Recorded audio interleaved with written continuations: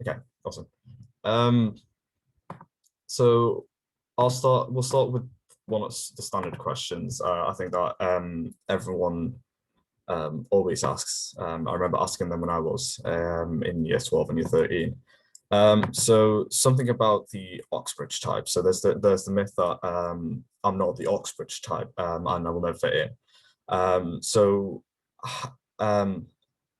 when you came to Oxford or was applying, did you find that that's exactly a myth, or do you think it does have some real element to it?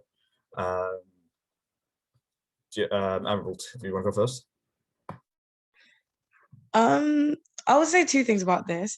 I think, first of all, there has been an Oxbridge type, but I think that like now it's not really the case anymore. So I don't know, maybe 20, 30, 50 years ago, there definitely was a type of person who went to Oxbridge. But I think now, like the UK is changing and that's changing.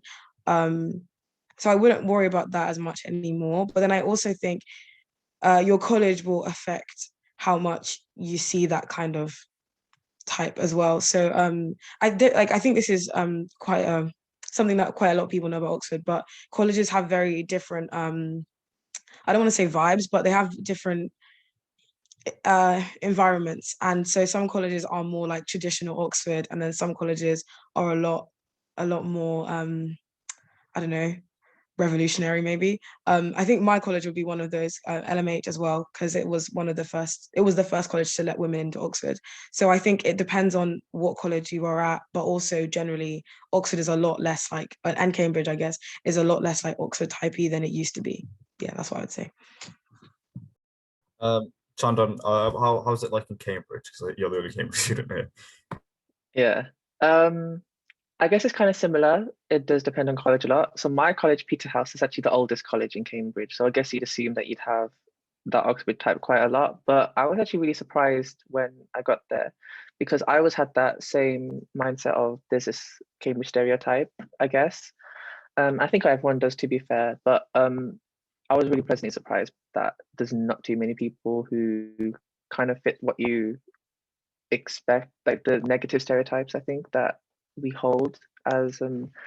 Like for me, example, I didn't know anyone who went to Oxford or Cambridge, like university in general, to be fair, like before I came. So I did kind of have that preconceived notion of what Oxbridge people were like. But honestly, a lot of them are just normal. So it's fine. And I agree. I think there used to be an Oxbridge type, but like every year things are changing, I think. So that shouldn't be too much of a concern. And it hasn't affected my experience at Cambridge, if I'm being honest, too much. Yeah, you said it's not affected your experience. I know once like what Jaidan thought about that, about this. Do you think, so the people that you think are the archetype, Oxbridge type, have you found that you've still been able to make friends with them or hang out with them, or has it been difficult? Yeah, so when I applied, I hadn't really not heard the myth, but I didn't really believe it. I was just like, I don't care either way. But then you get here and you're like, oh, there are. At least I still think there are the Oxbridge type. You see the not like, I don't want to stereotype Etonians, but like certain really posh private school people, and you're a bit set aback by that. Especially like I come from the northwest, seaside town. It's not, it's not usually used to that sort of thing. But you can either just like if they're proper like people you don't want to be associate with, you can just avoid them. Like it's fine. The university is big enough. There's so many people in friend groups that you can interact with, and then but also like most people are just nice people. Like they might come from a really nice posh rich background and fed with a silver spoon or whatever, but like they're just nice people. They're all right to be around. You can hang around with them, and the people who are the Oxbridge type, they'll never say they're the Oxbridge type because they don't realize it because of their upbringing. But like most of it's fine. People are nice. They want to be your friend too. We're all here for the same reason. So pretty much. But yeah. Yeah, I think I definitely agree with that. I think before I came, I had some some misconceptions about the Oxford type and everything, and I think this is something I think we'll get on later because it's one of these Oxford. I don't know. I think Cambridge as well. It's like college marriage and stuff like that. and you end up being good friends with these Oxford type, like marrying them and all of that. So that's quite good. Move on to the next question. We'll have like 2 people to answer this, and then so we can get as many questions through as many questions as possible. So obviously the next myth, Oxford is all work and no play. How's the work-life balance like in Oxford and Cambridge? So how have you find yourself coping with that? We'll go Chandan first. So for medicine, there's a lot of contact hours. So there's a lot of work, as you can probably imagine. I think with work-life balance is interesting. I'm a first year, so my first term, I really focused on the social side, I'm not gonna lie. So we were in Cambridge for the first term. Second term, like the term that just finished, we were at home, so it was a bit different. But I think I definitely geared more towards the social side in first term because I was so like, I think that's kind of what a lot of people do. And I think it's kind of important to get a little bit in the first term, a bit more towards the social side, because that is like, I don't know, I think forming connections is quite important, especially initially. Like the people who I met and then friends that I've made are like amazing and stuff. And that usually happened in the first few weeks of being at Cambridge. But I think after then, once you do tend to settle down and like this term is what I focus a lot more on work. So I think having a good structure is really important, and being able to not have a schedule of your day necessarily, because it doesn't have to be so rigid, but I think having a kind of a general plan of what you're going to do in the day really helps me.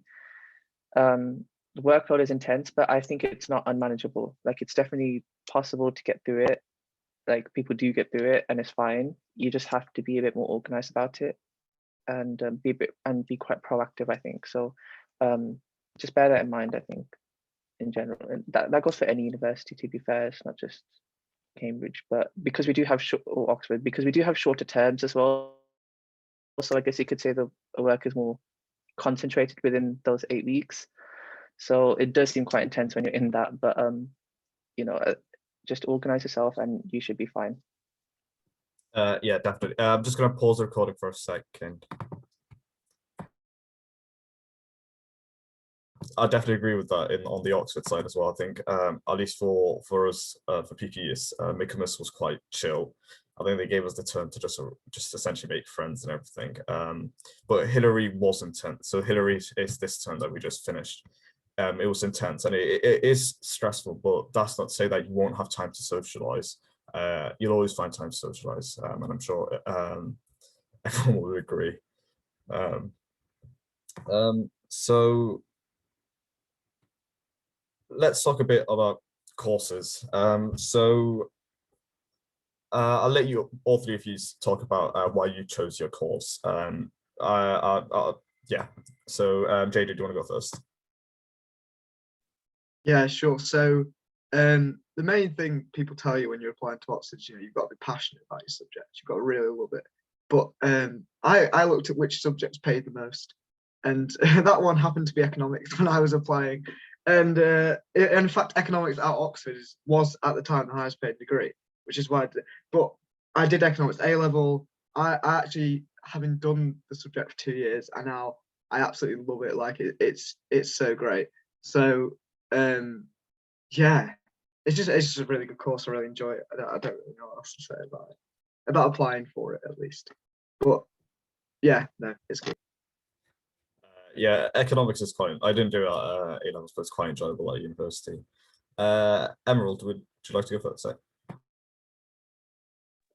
Yeah, so I think with me, I started off knowing I wanted to do psychology, like I think for a good 3 years before I applied to uni, just like based on lots of different random things that probably aren't very good things to pick a uni course on, but like just like movies and shows and stuff where I was like, being a therapist looks really fun. It looks like something I could get into. And so that's how I started like knowing I wanted to do psychology.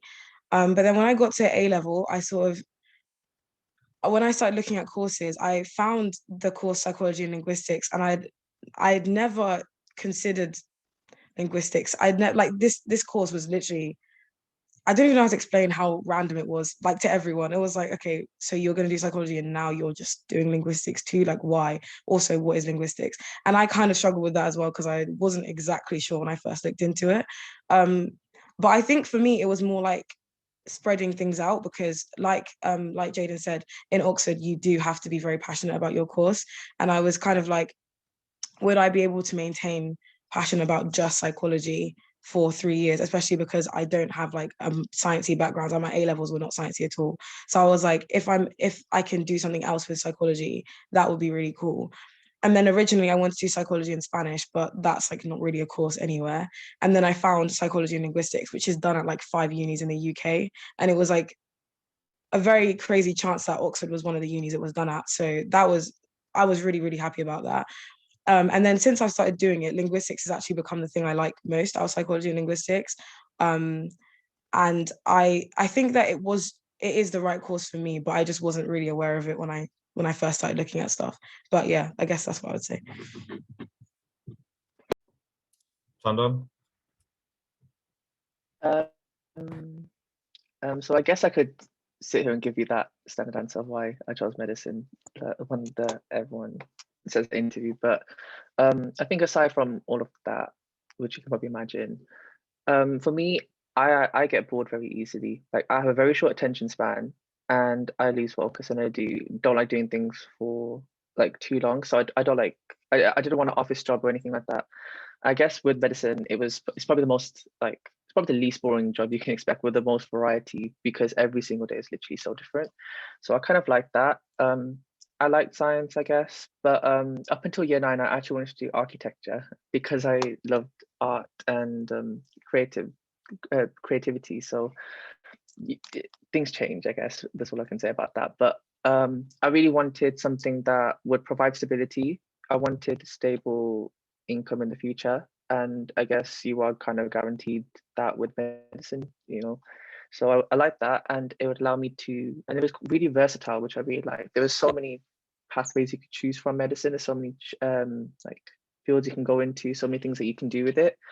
Not just a standard like treat people and move on. That's it. It's a lot more you can do with it. A lot of travel involved as well, possibly. So I really like that I could kind of pick and choose what I wanted to do in my day-to-day life.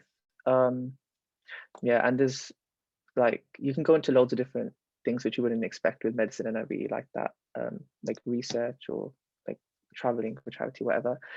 So yeah, that's basically why I chose medicine, if I'm being honest. I think everyone has like the standard medicine answer, so it's nice to hear another answer. I think we have a submitted question from someone. Make sure if you have any questions, submit them either through the Zoom function or through the chat, like through the link I gave. Do I need supercurricular examples for all my A-level subjects or just the ones I'm planning on to do at uni? So I'll answer, and then if anyone else has want to say something on it, you can. I think supercurricular is based off what you want to do at uni. So I hadn't done economics or philosophy or RS at A-levels, but I'd done politics. So I talked a lot about politics, but also managed to bring in some philosophy in there as well from my own reading. So it would definitely be about things that it'd be the subjects that you want to do at uni. As opposed to what's called again, what you're doing at A-levels. Because if you're doing supercurricular on, let's say, if you want to study mathematics but you do supercurricular on politics, if you're able to relate that supercurricular to your chosen degree, then sure, that also works, but it's preferable to do it for your degree. Anyone else has anything else to say? Yeah, so for economics and management, it's a bit easier than PPE because there's only two courses, not 3. But like obviously there's no management, or there is business management A level, but that's a bit naff. So, but the economics course is like, obviously I can relate about that and talk about that, but then mainly on my personal statement, I just chatted about things that I'd done related to economics that weren't in my A level. Like it was the things where like you say, where you go above and beyond to show that you enjoy the subject. And with management, I had a part-time job at a cafe, but I was like sort of the manager, and I just chatted about how the context of the business fitted in with the sort of, it's also it's a different town, but it's a seaside village, and there's loads of old people. So I chatted about the old people that come to the cafe, you know, just like the general, like just relating anything I could that, and that was again showing how I think as well, and yeah, and showing how much I like the subject. So that's what I did for that. Awesome. We'll answer the questions in the chat, and then we can move on to the questions that have already been prepared. Can you defer a year? I believe you can. You can apply with deferred entry. I think it's, I don't know how it is in Cambridge, and if I was saying anything wrong about Oxford, please feel free to correct me, but I think with Oxford you can apply with the gap year, but you need to be doing something in the gap year, and it needs to be quite justified, because by deferring, you're kind of asking the tutors to hold your place for a year, and in the next year the applicants might be more competitive, I think. So it needs to be quite a good reason, or something that will help you, I suppose. But I think it'd be easier. I don't know. I can't like tell you numbers or anything, but I'd assume that if you want to apply to Oxford but you want to take a year out, it'd be easier to apply the following year. But then that's also a risk that you'll have to take. But if you want to apply with gap year, you can either apply on the year or you can apply a year delayed, I suppose. How's it like in Cambridge, or if any corrections for Oxford? I'm actually not too sure, but I think it kind of depends on subject as well. Like I know at Cambridge, maths don't really like you to take a gap year, but then also it depends on colleges as well. Like Queen's College, Cambridge, I think they don't mind like gap year applicants even for maths. So I think it does kind of depend on that, but I'm not too sure. Like I don't really know anyone who's, actually I do know one person in my household who does history of art, and she took a gap, she deferred, and she applied like to defer a year. But I don't really know anyone else, I don't think. Because of the pandemic though, they did ask everyone to, if they wanted to defer a year, because they did have a lot of extra applicants this year, like people who had places, but that's just a one-off, I think. Yeah, I think for Oxford as well, you're much less likely to get in if you defer. I had a friend at A level who applied for law deferred entry, and I think it was something like 3 people over the whole of Oxford got in for law deferred. It was something very crazy like that. So I feel like if you want to defer, maybe just apply the next year, because also if you apply when you've already got your A levels, they like it more because then you've like concretely already got them and you can say I got like 2 A stars or whatever, as opposed to like hypothetical A levels. So it can actually be better for your application if you defer, if you apply when you've already got your A levels, if you're going to take a gap year anyway. So I would apply the next year. Yeah, but that's just my random opinion. Yeah. I also don't think they let you defer once you've already got like when you got a place, they don't let you defer then. Like you've got to apply to defer. So that's important. And also rustication's the thing as well. If you go a term in and you're like, I don't want to do this for a bit, on it next year, you can just rusticate. So Would you be able to explain what rustication is? Because yeah, I mean I haven't rusticated. I don't know if anyone else has, but no. It's where you can't carry on doing the year for whatever it can't be for academic reasons. You can't do it to better your academic record. So like for finals, you can't just take an extra year to revise, but you basically take a year out and then come back in the same place that you left. So I think it's just for like mental health reasons, or if your family, if you have family problems or anything like that, it's like a safety net sort of thing. amazing. We'll answer the GCSE question. I think we have another 13 minutes before the room closes, so we'll answer the GCSE question and go back to normal questions. And if you've got any other questions, please feel free to submit them. How important are GCSEs in getting a place? So I don't. I'll answer this for Oxford. I don't know what it's like in Cambridge again, but in Oxford, GCSEs matter. So, but it's not how many A stars you get, it's your contextual GCSEs, and I think that's something a lot of people get wrong. It's how you perform according to your school, because let's say getting 9 A stars at Eton is not quite as impressive as like getting maybe 5 A stars in a state school. So it'll be compared to your school's performance. And then you get a score, a contextualized GCSE score. They take your contextualized GCSE score, your predicted grades for A-levels, your teacher's reference, your score on the admissions test, if you set an admissions test, and or your written pieces, as well as other contextual indicators, for example, where you live, etc. And they essentially put them all together, and then at the end they come out with a thing whether they should invite for interview, or not invite for interview, or pool you. So that's how it works in Oxford. So they do matter, but it's not exactly how many A stars you get. It's how your contextualized GCSEs that matter. I believe Cambridge GCSEs don't really matter at all, but if Chandan wants to elaborate on that. Yeah, so again, it depends on subject, I think. Like for medicine, kind of, but like as you say, it's contextual. So that's one reason why I think I preferred the Cambridge admissions process for medicine than Oxford's, because I know for it was something like, for Oxford, it's something like 93% of medicine students, like they say, no, right, most like the average medic at Oxford has 93% A star. I was nowhere near that, and I thought, do you know what, I'll go for Cambridge then, because I think they, for medicine anyway, they contextualize more. I'm not sure about other subjects, to be fair, but that's why that kind of favored me a little bit in that. But I did, that's not the only reason I applied to Cambridge, by the way, but that was one thing which I did kind of like prefer.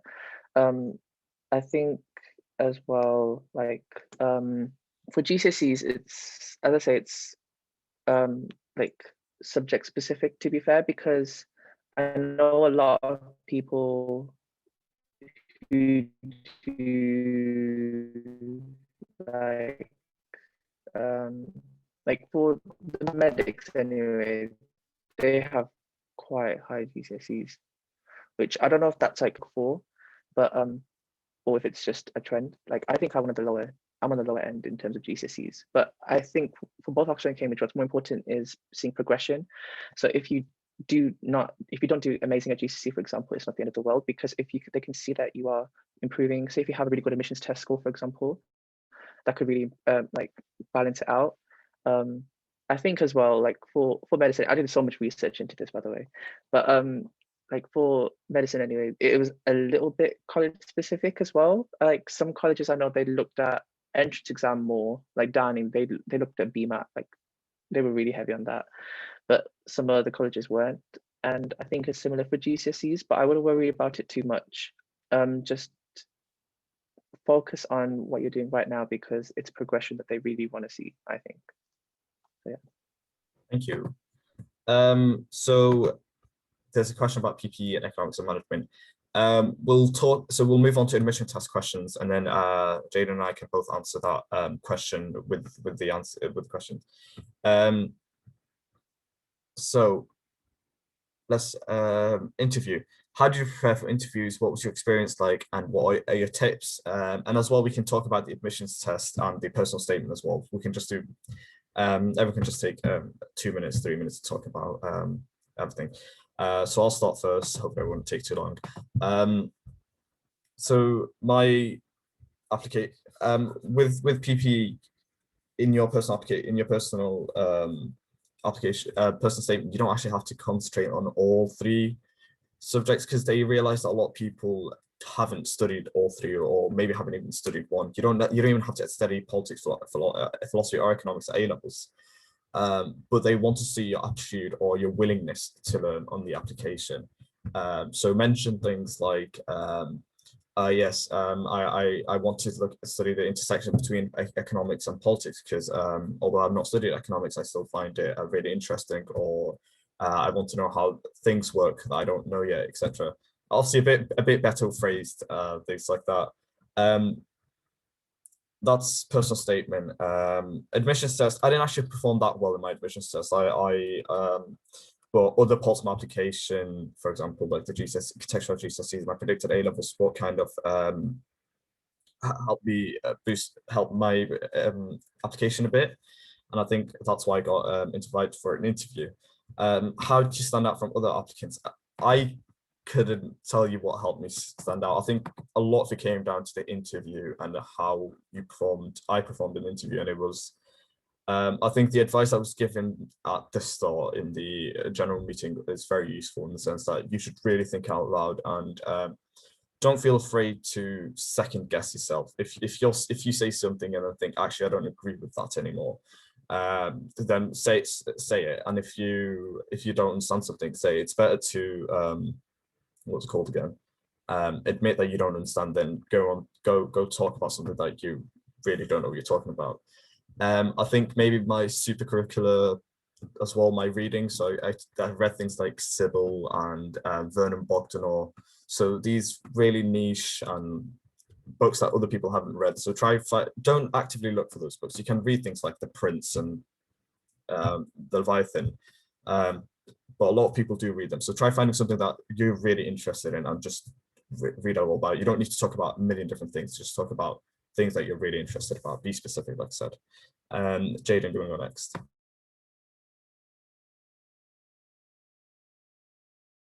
Yeah, so I've just been making a little list of things to sort of chat about because it's quite a broad subject, with the 3 different things. So I'll start with the admissions test because that's definitely like the easiest thing to talk about. So like Saleh, I didn't do sorry if that's how you don't know if that's how you, but anyway, yeah, I didn't do well on my admissions test, and it's because I didn't revise. And I fully agree with what they were saying in the introduction. You can revise for them. I thought that because the logic questions on the what's it called, the TSA, that's what it is.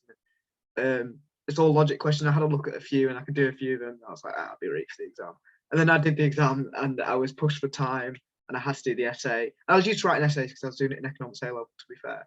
But like, yeah, definitely revised for the admissions test. And like I said, I didn't do very well in that. I think I was band 2 because they put it into bands. So I actually wasn't in the top band for that. So it must have been other parts of my application that were strong.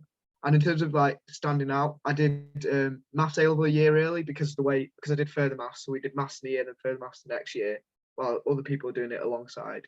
So I already had an A-star going into the interview, which is quite useful to prove that my other predicted grades were, they had some sort of backing behind them. So I think that was quite useful, and I'm really glad that I did it like that because it did, sort of give some proof that I was a strong candidate. Personal statement wise, I got a lot of help from school, to be fair. They were really good. I hadn't really read a book until I went to Oxford, can't lie. I'm not a big reader. I prefer watching YouTube videos and stuff and finding things interesting rather than getting into depth. But I did put a book that I half read on my personal statement in. but to be fair, I did put other things in that I did do. But anyway, but I have got some book recommendations that I'll just say now anyway because they're quite useful. So Thinking Fast and Slow by, I can't think of the name of him, but it's all about behavioral economics. It's crazy. It's really cool. It's really interesting. It's about the biases we have. And also Utopia for Realists. I'll put them in the chat afterwards. Yeah. Book I'm reading.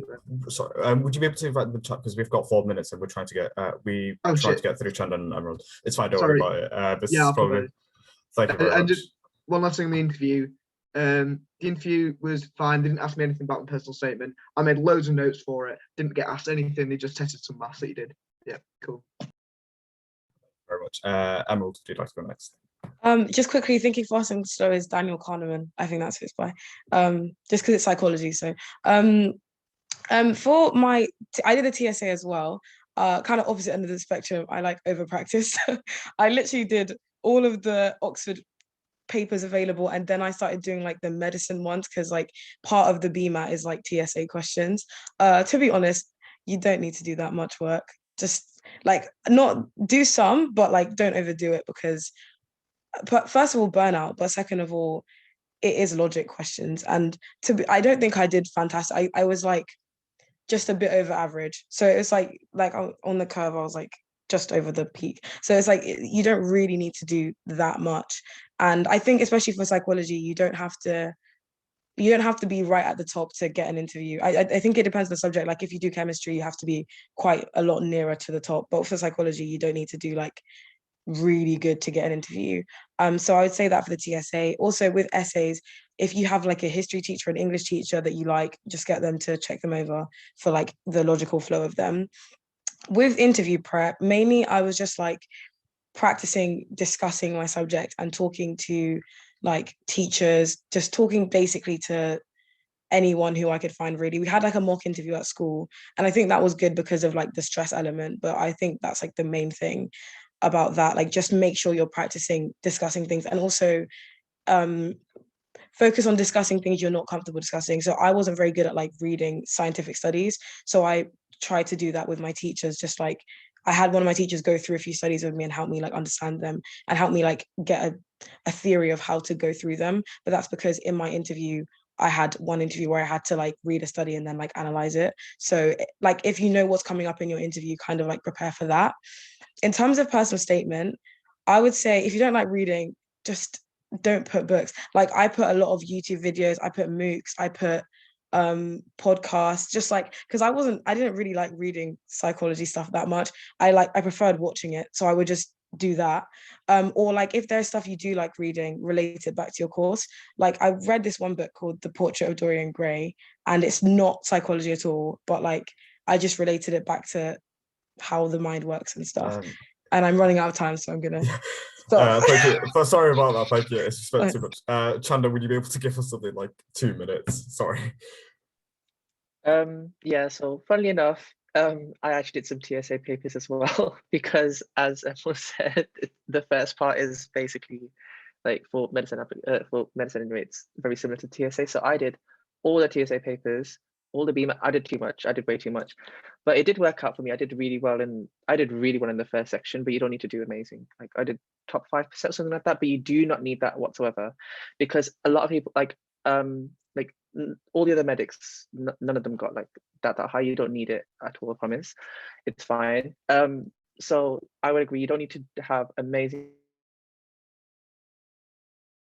Do your best, and it is just one part of the application basically.